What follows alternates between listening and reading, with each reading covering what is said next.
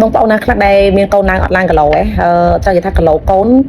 ពីទូចឡើងដល់ពេលម្ដងអាយុមួយដែលនេះថា4 10 ខែអញ្ចឹងទៅចាប់ផ្ដើមត្រង់ឡើងគីឡូបងប្អូនតែមានចម្ងល់ពីបញ្ហាហ្នឹងឯងចាអញ្ចឹងដូចជាសំណួររបស់បងប្អូនស្រីមួយគាត់ថាចេះថាកូនខ្ញុំបើដោះខ្ញុំមួយខុបជាងហើយអត់ឡើងគីឡូសោះកើតមកបាន2 គីឡូឥឡូវ8 គីឡូនៅនឹងហើយឡើងអីចាអាហ្នឹងចង់ថាពេលយើងអានទៅអស់សំណើគាត់តែអស់សំណើថងថាគាត់អានេះចូលក្បួនក្តៅកាហាយហើយមិនមែនតែកូនប្អូនទេកូនអ្នកផ្សេងក៏អញ្ចឹងដែរណាគឺចាប់ផ្ដើមដល់អាយុមួយនេះគឺអាយុដែលវាលែងចង់ឡើងគីឡូមែនបងប្អូនចាអញ្ចឹង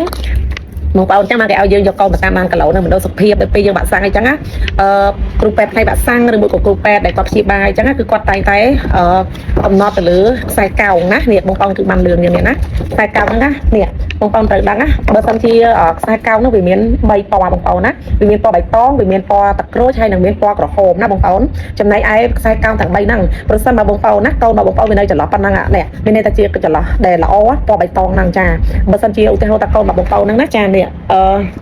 ះបាន6 ខែណា6 ខែគីឡូរបស់វាល្អគឺចាប់ពីប្រហែលបងប្អូនគឺចាប់ពី6 គីឡូកន្លះរហូតទៅដល់10 គីឡូចារហូតទៅដល់អត់សំទោសរហូតដល់11 គីឡូណាអញ្ចឹងបើសិននៅចន្លោះហ្នឹងល្អបងប្អូនប៉ុន្តែបើសិនជាគីឡូកូនរបស់យើងហ្នឹងវាធ្លាក់មកនៅជាខ្សែបន្ទាត់ពណ៌ទឹកក្រូចនេះមានន័យថាហ្នឹងគឺចូលការអប់រំហើយមានន័យថាអប់រំពិសេសណាមានន័យថាកូនរបស់បងប្អូនហ្នឹងគឺមានបញ្ហាទៅលើគីឡូមានបញ្ហាទៅលើសុខភាពអីហើយបានជាកូនរបស់យើងអត់ឡើងគីឡូឬក៏របបអាហារអត់គ្រប់គ្រាន់ឬក៏មិនត្រឹមត្រូវណាហើយបើសិនជាកូនរបស់បងប្អូននេះនៅក្នុងខ្សែពណ៌ក្រហមនេះគឺព្រួយបារម្ភខ្លាំងមែនតើណាមានន័យថាកូនហ្នឹងគឺលូតលាស់យឺតកូនហ្នឹងគឺមានបញ្ហាផ្នែកសុខភាពអីហើយណាអញ្ចឹងនឹងត្រូវធ្វើការព្យាបាលឬអីចឹងទៅបងប្អូនអញ្ចឹងចង់ប្រាប់ទៅបងប្អូនបន្តិចពីបញ្ហាមិនក៏អត់ឡើងគីឡូណាអញ្ចឹងឲ្យតែបងប្អូនត្រូវដឹងចេះវិញថាឡើងគីឡូយឺតហ្នឹងគឺមិនមែនមានតែកូនបងប្អូនទេកូនអ្នកណាក៏ត្រូវតែអញ្ចឹងដែរចូលដល់វ័យមួយ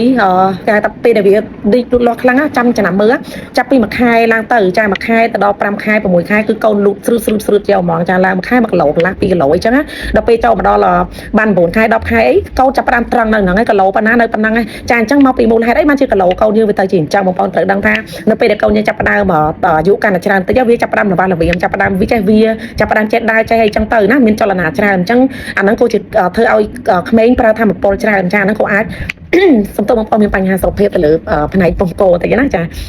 ាអញ្ចឹងវាអាចមានបញ្ហាណាទៅលើការលូតលាស់មានន័យថាវាលូតលាស់យឺតអីចឹងណាដោយសារធម្មពលត្រូវបែងចែកជាមួយនឹងចលនារបស់វាដែរណាចារបស់ល្វាមខ្លាំងអីចឹងទៅដូចជាអ្នកខ្លាំងចឹងដូចជាគាត់ដល់ពេលឥឡូវបាច់ឧបមាអ្នកណាឧបមាយាយរបស់ខ្ញុំមកជីដូនរបស់អ្នកខ្ញុំណាពេលដែលគាត់ដើរបានអីបានណាគីឡូគាត់មកល្មមសមរម្យទេបងប្អូនគ្រាន់តែគាត់ចាប់ផ្ដើមដេកឈឺគាត់ដើរលេងរួចចាស្អៀកនៅគឺកាន់តែរីកធំហ្មងពេលខ្លះគឺតាក់ទងជាមួយនឹងចលនាដែរណាចង់ប្រាប់ថាឧទាហរណ៍ត្រង់ហ្នឹងចង់ប្រាប់បងប្អូនថាវាតាក់ទងជាមួយនឹងចលនារាងកាយដែរបងប្អូននៅពេលដែលយើងចលនារបស់យើងច្រើនឃើញក្មេងលពឹក្មេងលពឹកាន់តែស្កែវ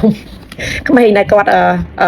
មានមៀតដូចថាធំមានមៀតកអាញដូចថារៀងសាច់រៀងម៉ាប់អីរៀងយឺតស្ទួយជាងគេបន្តិចទេបងប្អូនយើងក៏ដូចគ្នាដែរណាអញ្ចឹងមកគេឲ្យយើងមានការហាត់ប្រាណលំហាត់ប្រាណហ្នឹងដើម្បីអីជួយទៅលើសុខភាពយើងជួយជាតិខ្លាញ់ជាតិអីឲ្យវាស្រក់អីចឹងណាបងប្អូនដើម្បីកុំឲ្យយើងនៅតែមួយកន្លែងនៅពេលខ្លះយើងចលនាយើងយឺតពេកពេលដូចថាយើងរៀងត្រៀកពេកយើងចាប់ផ្ដើមឡើងគីឡូចាប់ផ្ដើមរីកមាឌអីចឹងអាហ្នឹងដោយសារចលនាយើងដែរចាអត់សូវលះហួនទេក្នុងខ្លួនណាចាអញ្ចឹងពាក់ព័ន្ធជាមួយនឹងត្រង់ចំណុចមួយហ្នឹងខ្ញុំចង់ប្រាប់ថាពេលខ្លះដោយសារចលនាកូនណាកាលណាដែលកូនអាយុកាន់តែច្រើនល្វាមច្រើនចាបើសិនក្មេងជាក្មេងកាចយំទៀតគឺឡើងគីឡូគឺកាន់តែយឺតមែនតើចាដោយសារគាត់យំច្រើនគាត់អត់បានដេកអីចឹងណាអញ្ចឹងមួយទៀតដោយសារតែការផ្ដល់អាហារបន្ថែមហ្នឹងបងប្អូនមិនតាន់មានធម្មពលគ្រប់គ្រាន់អត់មានប្រូតេអ៊ីនគ្រប់គ្រាន់ណាអញ្ចឹងបងប្អូនចំណាំចេះក្មេងដែលគាត់ឡើងគីឡូធំល្អមិនដែលថាក្មេងនឹងរើអានឹងកាញ់ញ៉ាំទេតែក្មេងដែលទូចហ្នឹងចំណាំទៅដាក់មួយម៉ាត់ទៅព្រោះចាញ់ហ្មងដាក់មួយម៉ាត់ទៅព្រោះចាញ់មិនដាក់មួយម៉ាត់ទៅព្រោះចាញ់គឺអត់ចង់ញ៉ាំទេណាអាហ្នឹងក៏ពាក់ព័ន្ធទៅលើអាហារូបត្ថម្ភតែហើយបើសិនមួយម៉ាត់ហ្នឹងគាត់មិនសូវឆ្លៀសវៃនៅក្នុងការផ្ដល់អាហារទៀតបងប្អូនគឺកាន់តែទទួលអាហាររូបធម្មតាបានគ្រប់គ្រាន់គឺកាន់តែស្គមស្គាំងហើយអញ្ចឹងវាអត់រីគីឡូអញ្ចឹងបាច់ចាំថាមកឆ្ងល់មកពីមូលហេតុអីមូលហេតុដោយសារតែបញ្ហាទៅលើការផ្ដល់អាហាររូបធម្មតាគ្រប់គ្រាន់ហើយខ្លះគាត់អាចហូបដូចចង់និយាយថាគាត់អត់ហ៊ានហូបសាច់ទេអត់ហ៊ានឲ្យហូបសាច់អីចឹងណាហើយខ្លាចពឹសកុកខ្លាចអីចឹងណានៃគាត់យកច្រឡំទៅលើពឹសកុកអីចឹងគាត់ហ៊ានឲ្យហូបទេចាហើយមួយទៀតពេលខ្លះទៀតគាត់គិតថាមួយទៀតសំទោសមិនមែនគាត់គិតទេចង់និយាយថាកូនរបស់គាត់គឺអត់ទទួលសាច់អត់ទទួលអីបន្លែឬអីចឹងហ្មងដាក់ចូលគឺគាត់ឆ្អាបគាត់ព្រោះចេញគាត់មិនញ៉ាំដាច់ខាតណាបើដាក់ដោះគោអីទៅគាត់បើដែរចាដាក់ដោះឲ្យគាត់បើដោះដល់អញ្ចឹង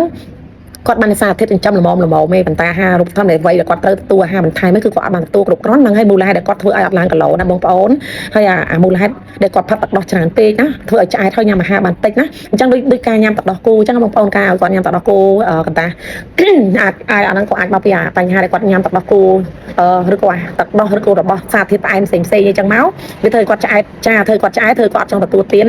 ពីព្រោះក្មេងសារជាតិរបស់គាត់គឺចូលចិត្តរបស់ផ្អែមណាដូចបងប្អូនដែរបងប្អូននៅពីទូចក៏បងប្អូនចូលចិត្តផ្អែមណានាងខ្ញុំក៏អញ្ចឹងដេកបៀមស្គរក្របតតលក់ចាអាហ្នឹងមូលហេតុដែរចាដោយសារហូបរបស់ក្រៅច្រើនដោយមិនបានទទួលរបស់ដែលមានជីវជាតិវីតាមីនត្រឹមត្រូវសម្រាប់ការលូតលាស់របស់រាងកាយដែរបងប្អូនហើយមួយទៀតបញ្ហាមួយទៀតគឺអាចមកពីគាត់ឈឺញឹកញាប់ណាបងប្អូនដូចជារាគក្អួតឬក៏មានបញ្ហាផ្លូវដង្ហើមអីក៏ធ្វើឲ្យកូននឹងអត់សូវរីកលូតលាស់ដែរបងប្អូនគឺឈឺច្រើនណាបងប្អូនអញ្ចឹងអាចចំណុចមួយហ្នឹងក៏អញ្ចឹងដែរបងប្អូនហើយមួយទៀតដែរបងប្អូនគឺដោយសារតែលក្ខណៈធម្មជាតិរបស់កូនតែម្ដងណាគឺមានការលូតលាស់ល្បឿនយឺតចាបើយើងអាហ្នឹងយើងនិយាយទៅដូចជាសែនណាចាពេលខ្លះម៉ែឪរបស់គាត់ហ្នឹងរៀងឆ្អឹងតូចអីចឹងចារៀងឆ្អឹងតូចពេលដែលឆ្អឹងរបស់គាត់តូចកូនរបស់គាត់ហ្នឹងដូចជាលូកជឺតដែរចាពេលខ្លះមកពីកត្តារាងកាយរបស់គាត់ដែរណាចាអញ្ចឹងពេលដែលគាត់ទទួលទានគាត់មិនសូវទទួលទានបានច្រើនដូចគេទេចាមានន័យថាមកពីកត្តារាងកាយគូផ្សំនៅលើរបស់កុមារហ្នឹងផងអញ្ចឹងហើយអ្នកខ្លះគាត់ឆ្ងល់ដល់ថាអ្នកគ្រូខ្ញុំមានគីឡូមានបាយតានេះនេះបងប្អូនស្ត្រីដែលគាត់ម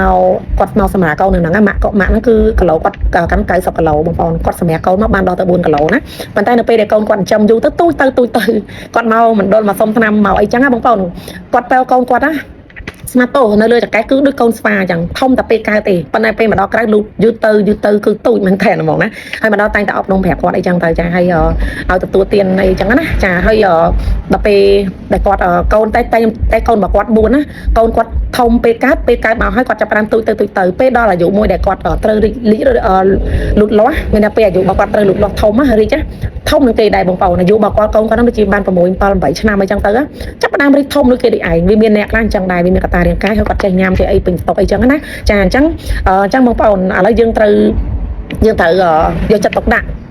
មកចំណុចតែបើសិនជាកូនរបស់យើងហ្នឹងវាយឺតបងប្អូនហ្នឹងថារីគីឡូយឺតអញ្ចឹងបងប្អូនអាចមកមណ្ឌលសុខភាពណាដើម្បីឲ្យលោកគ្រូពេទ្យឬអ្នកគ្រូពេទ្យដើម្បីកណនាគីឡូកូនយើងថាតើវាត្រូវជាមួយនឹងស្តង់ដារអីអត់ណាបើសិនជាវាស្ថិតនៅក្នុងគីឡូស្តង់ដារអីទេបងប្អូនមានន័យថាពេលខ្លះគីឡូកូនយើងវារៀងយឺតជាងគេណាប៉ុន្តែឲ្យតែវាស្ថិតនៅក្នុងពណ៌បៃតងគឺល្អណាតាមអាយុតាមខែតាមគីឡូរបស់វាប៉ុន្តែបើសិនជាគីឡូកូនហ្នឹង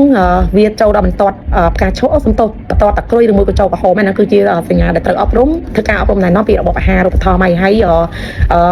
បើសិនជាបងប្អូនត្រូវកັບចំណាំថាបើសិនជាកូនយើងហ្នឹងវាមិនឡើងគីឡូជាប់គ្នាជាច្រើនខែហើយស្គមចោះមានតែចោះស្គមខ្លាំងណាហើយមិនសូវញ៉ាំចាមានរាគរ៉ាំរ៉ៃឬមួយក៏សកម្មភាពថយចោះមានន័យថាហើយដូចជាមិនសូវចាប់បានអីទេអាហ្នឹងណាបងប្អូនត្រូវតែមកពីគ្រូជាមួយនឹងពេទ្យផ្នែកកុមារណាគឺយើងអត់ត្រូវຕົកទេពីព្រោះថាអាហ្នឹងក៏ជាបញ្ហាទៅថ្ងៃក្រោយដែរកាលណាដែល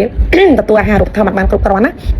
វាជាអតិពលណាជាអតិពលទៅលើកូនរបស់បងប្អូនហ្នឹងមានន័យថាពេលដែលទទួលអាហារូបត្ថម្ភអត់គ្រប់គ្រាន់កូនអត់រីកគីឡូពេលដែលកូននឹងវាចូលដល់សញ្ញាគ្រោះថ្នាក់ហើយបងប្អូនពេលខ្លះកូនបងប្អូននឹងខ្លាចទៅជាក្រិនកេះចាមានន័យថាកូនហ្នឹងគឺទូចវាអាចក្រិនអាចខូច